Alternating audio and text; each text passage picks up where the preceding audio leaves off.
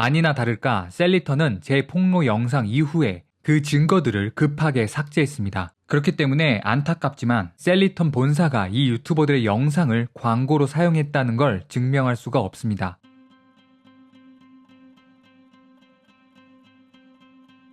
2019년 9월 9일 식약처에서는 LED 마스크들의 허위 과대 광고 적발 리스트를 발표했습니다. 그리고 그 리스트 안에는 LED 마스크로 매년 수백억 매출을 올리고 있는 셀리턴이 포함되어 있었습니다. 하지만 셀리턴은 자신들은 허위 과대 광고를 하지 않았고 적발된 업체는 위탁 판매 업체라는 입장문을 냅니다. 화가 난 소비자들이 환불을 요구해도 셀리턴은 제품에는 문제가 없고 위탁 판매 업체의 잘못이다라는 말만 반복할 뿐이었습니다. 셀리턴은 너무 떳떳한 나머지 공식 입장문에서 죄송하다는 한마디 말조차 없었는데요. 사실 셀리턴의 이 떳떳한 모습은 교묘하게 소비자들의 눈을 가리고 소비자들을 호구 취급하는 뻔뻔한 거짓말이었습니다. 저는 앞서 두 개의 영상으로 셀리턴의 거짓말의 증거를 보여드렸습니다. 과거 셀리턴이 대형 유튜버들에게 맡긴 광고가 그 증거였습니다. 2018년 하반기에 집중적으로 광고된 이 유튜버들의 광고 영상들은 하나같이 주름 개선 등의 효과를 광고하는 허위 과대 광고였던 겁니다. 그런데요, 여기서 이런 의견들이 있었습니다. 광고를 맡긴 것도 위탁 업체일 수 있지 않냐? 라는 의견이었습니다. 네, 맞습니다. 100번 양보해서 유튜버들에게 맡긴 광고 또한 위탁 업체가 맡긴 것일 수도 있습니다. 그런데요, 셀리턴 본사에서도 이 유튜버들의 영상을 광고로 사용했다면 누가 광고를 만들었든 맡겼든 상관없이 셀리턴 본사에서 허위 과대 광고를 한 게 되는 겁니다. 사실 저는 이미 첫 번째 영상을 만들기 전에 이 유튜버들의 영상을 셀리턴 본사가 사용하고 있었다는 걸 알고 있었지만 셀리턴 본사의 반응을 보려고 말씀드리지 않았던 겁니다. 아니나 다를까 셀리턴은 제 폭로 영상 이후에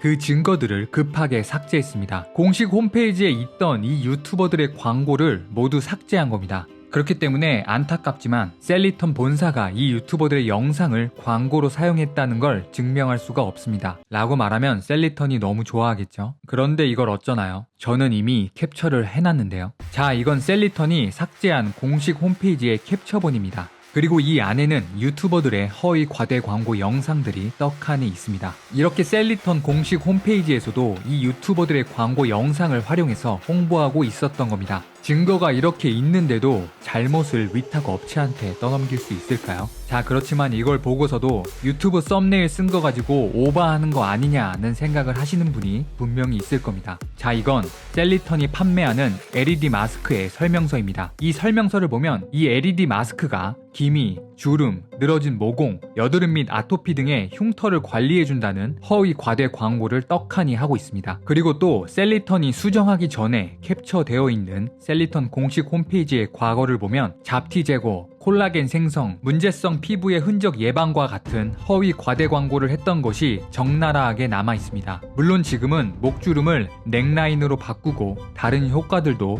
교묘하게 바꿔놨습니다. 그러니까 이렇게 허위 과대 광고를 해놓고 위탁 판매점이 그런 거라는 거짓말로 입장문을 내며 정당하게 환불을 요구하는 소비자들을 호구 취급했다는 겁니다. 게다가 더 기가 차는 사실이 또 있습니다. 이미 2018년 5월 식약처와 LED 마스크 제조업체들의 간담회가 있었다는 얘기입니다. 이때 식약처는 제조업체들에게 주름 개선 등의 효과를 광고하려면 의료기기를 등록하라고 권고했습니다. 과연 간담회에 참여했던 제조업체들은 의료기기로 등록을 했을까요? 아닙니다. 간담회에 참여했던 단 한 곳도 의료기기 등록을 하지 않았다고 합니다. 그렇다면 오직 효과만 일하며 효과를 강조하는 셀리턴은 왜 자신들의 제품을 의료기기로 등록하지 않는 걸까요? 여러 가지 이유가 있지만 이에 대한 답은 셀리턴의 또 다른 입장문의 일부로 대신하겠습니다. 셀리턴의 개인용 LED 미용기기는 매우 낮은 출력을 사용하므로 인체에 미치는 영향력이 낮습니다. 이 내용은 2020년 1월 15일에 셀리턴 공식 홈페이지에 올라온 입장문입니다. 셀리턴이 이런 입장문을 낸 이유는 LED 마스크를 사용하고 망막이 손상되었다는 소비자 인터뷰를 연합뉴스에서 보도를 했기 때문인데요. 셀리턴은 각종 안전성 평가와 논문들을 보여주며 셀리턴의 LED 마스크가 안전하다는 것을 강조했습니다. 그리고 마지막에 이런 내용이 있던 겁니다. 개인용 LED 미용기기는 의료용 LED 기기보다도 매우 낮은 출력을 사용하므로 인체에 미치는 영향력은 더욱 낮습니다. 그러니까 셀리턴은 200만 원의 그 값어치를 하지 못하는 효과가 낮은 제품이라고 스스로 인정했다는 겁니다. 자, 다시 질문해 보겠습니다. 셀리턴은 왜 자신들의 제품을 의료기기로 등록하지 않는 걸까요? 셀리턴의 개인용 LED 미용기기는 매우 낮은 출력을 사용하므로 인체에 미치는 영향력이 낮습니다. 늘 이런 방식으로 순진한 소비자들의 눈을 가리고 이 소비자들의 눈먼 돈을 긁어 모아 2019년 1,000억 원의 매출을 올린 셀리턴의 대표님은 이런 이야기를 했습니다. 브랜드는 기억이라고 생각합니다. 소비자는 제품을 사는 게 아니라 브랜드의 가치를 구매하는 것이니까요. 고객들도 그런 브랜드를 아끼고 구매하는 순환이 이루어지는 게 가장 이상적일 것입니다. 브랜드는 기억이라고 생각합니다.